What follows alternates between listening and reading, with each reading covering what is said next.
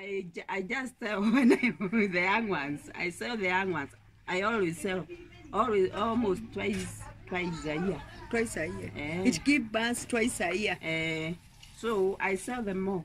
This is the ones I have refused. And for 3 months, it's 7,000. If it stay for 3 months, yani the young one selling. You sell this one at 7,000. I was saying 10.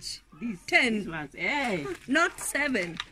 10. Me mine I sold for 7,000. How much did you bought the goat?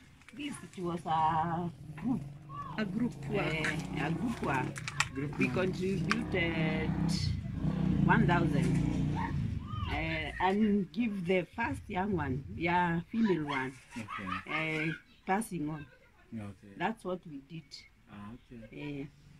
Then this time on. The harvest of my the harvest of the river is what I'm eating now.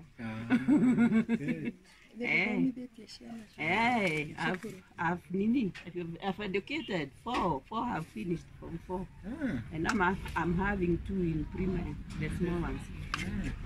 Through raising these goats.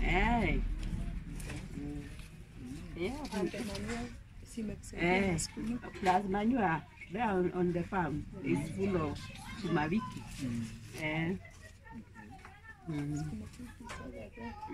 And I always plant cabbages too.